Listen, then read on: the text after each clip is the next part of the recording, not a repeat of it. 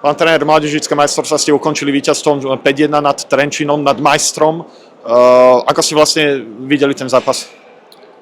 Tak s Trenčínom máme bohatú históriu a je to aj pre mňa osobne trošku osobnejší zápas, keďže tréner Trenčína je v podstate môj spolužiak z Vysokej a tá rivalita medzi nami nejaká tam už je dlhšiu dobu, takže ja som nepochyboval o tom, že zápas s Trenčínom zvládneme a myslím si, že aj keď v podstate tá radosť na konci v podstate prišla na stranu Trenčína, tak som extrémne hrdý na to, ako sa tým postavil k tomu zápasu a myslím si, že sme prehrali majstra. Hovoríte, že ste veľmi hrdí na to, ako sa tým postavil k zápasu. Bolo potrebné nejakým spôsobom aj z vašej strany, zo strany realizačného týmu nejak motivovať tých hráčov, alebo oni sami chceli do toho zápasu ísť s tým plným nasadením, keďže už vlastne bolo pred zápasom jasné, že skončíte na tom 4. nepopulárnom mieste?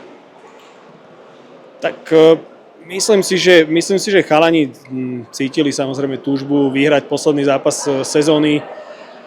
Asi sa trošku s lepším pocitom pôjde domov, ale nejaké slová sme si povedali a určite jednoducho odísť aspoň s hlavou styčenou a zanechať tu vo všetkých 3 zápasoch dobrý dojem, našu hru a tak ako sa nám v prvých 2 zápasoch nepodarilo góly strieľať, tak dnes sa nám to podarilo a ten výsledok tomu nasvedčil.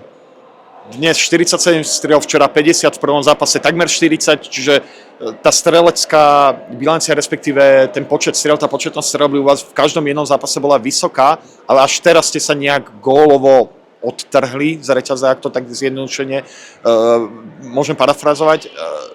Možno hralo to úlohu v tom, že už ako keby z hráčov opadla tá nervozita pred týmto zápasom, alebo v čom bol rozdiel proti tým 2 zápasom v tej ofenzívnej fáze?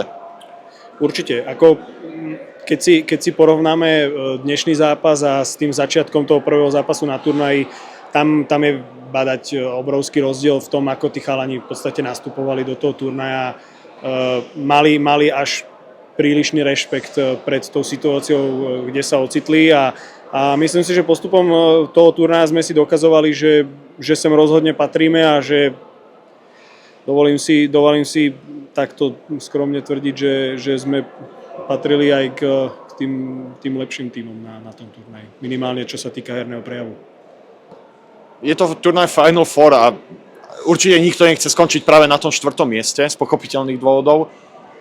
Čiže predpokladám, že s tým asi spokojnosť nie je, ale keď sa pozriete v globále na tú celú sezónu, ako na nejaký v takom širšom kontexte, z hľadiska developmentu hráčov, toho progresu, ktorý spravili, aká bola tá sezóna 2025-2026? Áno, 4. miesto je trpké, ale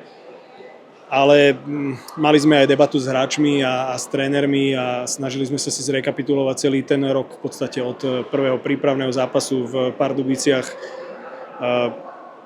kde jednoducho ten herný prejav nedosahoval ani z polovice také parametre, ako sme sa prezentovali na tomto turnaji a treba dať obrovskú poklonu hlavnému pánovi trénerovi Maťovi Kalináčovi a takisto aj Mirkovi Vítalošovi a ostatným členom realizačného tímu, čo v podstate predvedli s týmito chalanmi, lebo myslím si, že mnohí z nich sú dnes oveľa viac pripravenejší ísť do vyššieho hokeja. Aj na to som sa vlastne chcel spýtať. Ten prechod z 9 do dorastu, zvykne sa hovoriť, že je najťažší. Aký je vlastne potenciál tých hráčov, aj keď sa vlastne pozrieme, že aké má Slovan zastúpenie trebárs reprezentácií do 15 rokov v tom ročníku 2011. Je to nejaký prísľub do tých ďalších sezón, že organizácia Slovan Bratislava môže počítať s hráčmi tohto družstva výhľadovo aj možno do seniorského hokeja? Tak do seniorského je samozrejme ešte ďaleko, ale my sa snažíme robiť všetko preto, aby čo najviac hráčov sa dostalo tou štruktúrou do seniorského hokeja a udržalo sa čo najdlhšie pri tom hokeji.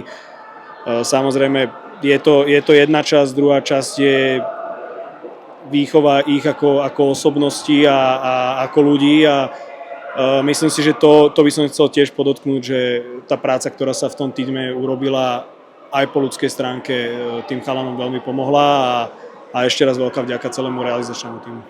Pán tréner, tak nakoniec som v poslednom zápase v zásade vám o nič nešlo, výsledok 1-5. Trochu to kazí možno dojem z toho turnaja? Ani nie, akože ja si myslím, že Slovan je kvalitný súper, potvrdili, že tu patria medzi tú štvoricu tých najlepších. A my sme už boli v takom majstrovskom móde, kedy sme si to už celkovo aj oslovovali, aj na tú rozcvičku sme išli tak všelijako. Ale však hlavne, aby si to užili, je to možno raz za život, tak nech majú peknú spomienku. Tréner Slovana Patrik Kratu chvíľa ešte do toho pridal taký zaujímavý leitmotiv, o ktorom som ani nevedel, vy ste vlastne boli spolužiaci na vysokej škole, takže pre vás osobne to možno bol aj nejaký zápas práve s takýmto špeciálnym motivom? Možno trošku, áno, bola tam taká rivalita, ale v rámci toho aj chalani mali medzi sebou svojich obľúbencov, ktorí chceli určite aj naraziť a im to dať akože zožrať, ale hlavne sme im to zožrali tak, že vlastne minulý rok skončili štvrtý, teraz skončili štvrtý, sú tam, kde patria. Po prehre 1-5 nezvykne sa, nie je zvykom, že by sa vlastne družstvo tešilo, ale čo sa skôr chcem spýtať je to, že aká vlastne aj bola úloha trénerov pred tým zápasom, lebo ten zápas, aj keď v ňom o nič nešlo, tak musel sa odohrať, čiže snažili ste, alebo bolo dôležité aj nejakým spôsobom tých hráčov namotivovať na tento zápas? Tak áno, snažili sme sa ich namotivovať, ale akože bola to taká slovenská natúra, kedy už proste, že už nemusíme, tak už nedávame do toho toľko a už toho hlavou vyslovene boli, že už sme tam majstri a proste už nebolo o čom. Vy ste boli trénerom družstva Vosmakov, ktorý minulú sezónu taktiež bol na mládežníckych majstrovstvách, taktiež bojoval vlastne o titul s Bystricou a s Košicami, vtedy vám to tesne ušlo. Teraz ste ten turnaj vyhrali. Aké sú možno rozdiely? Nejak ten tým za ten jeden rok dospel, alebo to skôr bolo vecou nejakej aktuálnej formy? Tak myslím si, že sme boli na to celkovo lepšie pripravení, doplnili sa aj nejakí chalani o to, aby sme to celé skvalitnili. Myslím si, že bolo to aj taká väčšia tímovosť, viacej sme boli tým, viacej sme boli na tej emócii. My sme to s trénerom Kratochvíľom volali, že Stanley Cup, že väčšinou keď vyhrala Dubnica nad Slovanom alebo Žilina s nami remizovala, tak pomaly tam išli otvárať šampanské, jak my toto majstra. Takže na tom Stanley Cupe sme išli s našou fyzickosťou, našou silou, našim duchom a vytrvalosťou. Stále je to len kategória starších žiakov, čiže tí hráči sú stále v nejakom vývojovom procese. Z hľadiska možno ich potenciálu do budúcna, výhľadovo možno až do seniorského hokeja, aká je vlastne tá generácia hráčov ročníkov 2010-2011, prípadne 2012 v Trenčíne? Tak ja si myslím, že je perfektná, však vlastne jediný ako Dukla Trenčín vlastne vybojovali majstra, vlastne ešte juniori boli na 3. mieste, ale myslím si, že je to také dobré vyzobrazenie a vizitka pre Duklu Trenčín, že budú mať možno do budúcna pripravených do seniorského hokeja nejakých dobrých hráčov, lebo sú tam aj reprezentanti a už tento rok už nastupovali všetci za starších chalanov. Tréneri to nemajú radi, ale ja sa to predsa len spýtam, je to tímový úspech, ale je aj nejaký hráč, ktorého by ste chceli vyzdvihnúť takto? Ja si myslím že všetci sa zlepšili počas tej celej sezóny. Je to ťažké vypichnúť niekoho konkrétneho, lebo keď som aj tak rozmýšľal, že komu by som dal akože nejakého MVP akože počas tej celej sezóny, tak som nemal chlapca, ktorý by bol len jeden, lebo nad každým som premýšľal, že ten sa zlepšil v tom, tento zase v tom. Ja fakt nemám akože konkrétneho jednotlivca. Kapitán starších žiakov Slovana Bratislava Samuel Saloň po poslednom zápase nakoniec ste sa dočkali víťazstva 3 bodov, ale v zápase, o ktorom v zásade ani jednému týmu nič nešlo. Čiže ako si videl ten zápas, v ktorom ste porazili Trenčín 5-1? Tak myslím, že bol určite najlepší, z ktorých sme odohrali a dali sme do toho všetko, aj keď v zásade o nič nešlo a myslím, že sa to aj ukázalo na tom výsledku. Aké to bolo možno ťažké sa namotivovať na ten zápas, pretože už ste vedeli pred zápasom, že nejakým spôsobom sa neposuniete na turnaji a skončíte vlastne na tom nepopulárnom 4. mieste. Bolo ťažké nájsť tú motiváciu na zápas? Tak proti Trenčínu to nie je nikdy ťažké nájsť tú motiváciu, vždy je to vlastne derby a vždy do toho ideme naplno, tak či tak. V predchádzajúcich 2 zápasoch vždy to bolo o tom, že ste nevedeli vyťažiť z tej hernej prevahy, respektíve z tých množstva šancí góly. Dnes padlo 5. V čom to možno bolo iné ako v tých predchádzajúcich 2 zápasoch? Tak myslím si, že to mohlo byť aj v tom, že tým pádom, že o nič nešlo, mali sme trochu voľnejšie ruky. Je to cítiť aj proste po tej mentálnej stránke, že o nič sa nehrá, tak možno aj v tom, že sme mali kľud v tom zakončení a padlo to tam. Ako som spomínal, na turnaji ste skončili 4. Asi s tým nebude spokojnosť, ale možno v globále, keď sa pozrieš na celú tú sezónu, ako by si ju vlastne zhodnotil? Tak myslím si, že sme mali veľmi dobrú sezónu. Mali sme fakt kvalitné mužstvo, urobili sme super rodinu ako tým a je mi to veľmi ľúto, že to takto skončilo a nemyslím si, že sme si to zaslúžili, ale nevadí, treba ísť ďalej. Lukáš, nakoniec ten turnaj ste uzavreli najhorším výsledkom, ale napriek tomu po zápase ste sa tešili. Možno si aj spomenieš, že niekedy si sa tešil po prehre 1-5 tak ako dnes? No tak to sa mi fakt ešte nestalo, ale tak je to proste nevydaný moment a je to raz za čas takáto prehra. A je to veľmi dobré, aj keď prehráte a ste majstri aj tak. Aké to bolo, ako to aj prípadne vyzeralo v šatni pred zápasom, pretože už vedeli ste od včera, že máte istý titul. Bolo tam možno v hlave nejaké mierne poľavenie? Tak isto hej, ale aj tak sme sa snažili vyhrať ten zápas, pretože je to derby a tá výhra by bola o mnoho lepšia, keby to dnes vyhráme, ale aj tak oslavujeme, lebo je to proste veľký pohár a je to titul proste.